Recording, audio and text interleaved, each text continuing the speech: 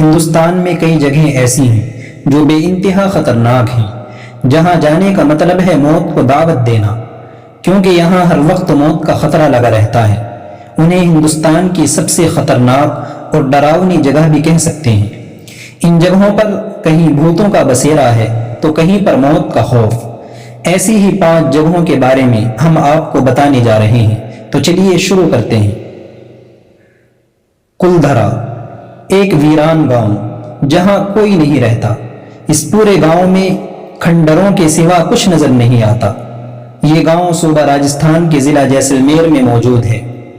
کبھی سینکڑوں سال پہلے یہ گاؤں بھی انسانوں سے آباد تھا اور ہزاروں کی تعداد میں لوگ یہاں زندگی بسر کرتے تھے، لیکن گاؤں والوں کے ساتھ کوئی ایسا نامعلوم حادثہ پیش آیا کہ اچانک سبھی گاؤں والے راتوں رات غائب ہو گئے۔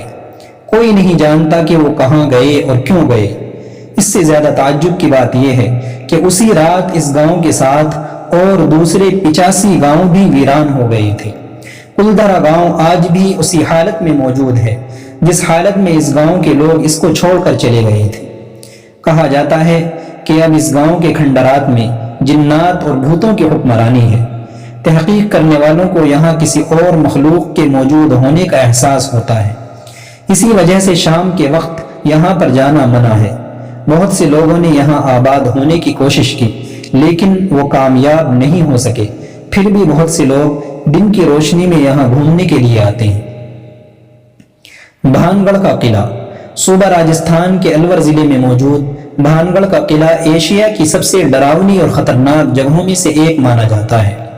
یہاں کے ڈراؤنے ماحول کو دیکھتے ہوئے سرکاری آدیش جاری کیے گئے ہیں۔ یہاں شام 6 بجے کے بعد کسی کو جانے کی اجازت نہیں۔ اس کی وجہ ایک رقاصہ کی آتما بتائی جاتی ہے۔ یہاں کے لوگوں کا کہنا ہے کہ انہوں نے عورتوں کے رونے، چیخنے، چلانے، چوڑیاں توڑنے اور سنگیت کی آواز کو سنا ہے اور یہاں سے نکلنے والی روشنی اور سائے کو دیکھا ہے۔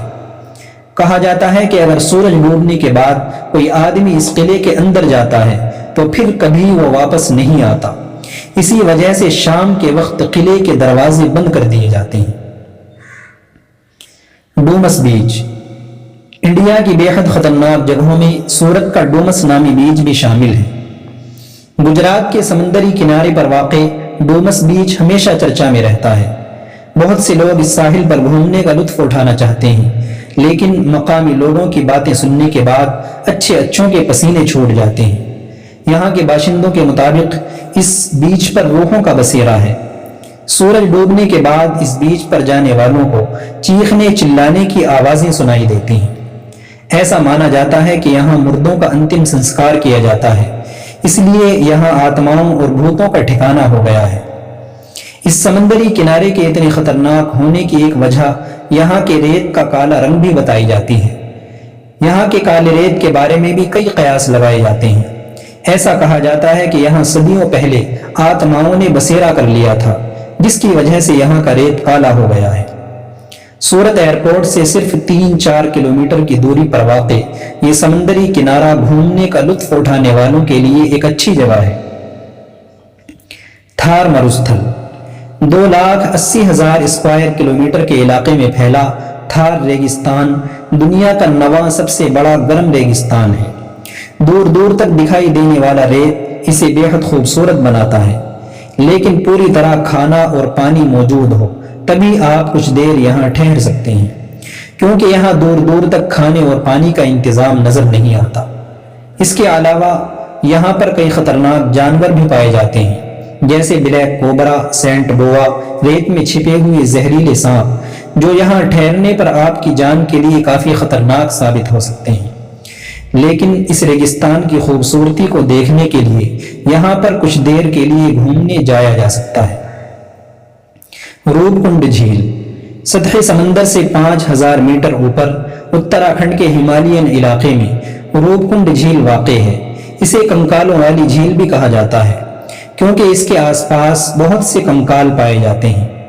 20ویں صدی کے درمیان میں یہاں سے 500 انسانی ڈھانچے ملے تھے۔ ریسرچ سے پتہ چلا کہ ان میں بہت سی ہڈیاں ایسے انسانوں کی بھی ہیں جو پہلی صدی عیسوی سے تعلق رکھتے تھے۔ لیکن اپنی قدرتی حسن اور خوبصورتی کی وجہ سے یہ جھیل لوگوں کو اپنی طرف متوجہ کرتی ہے۔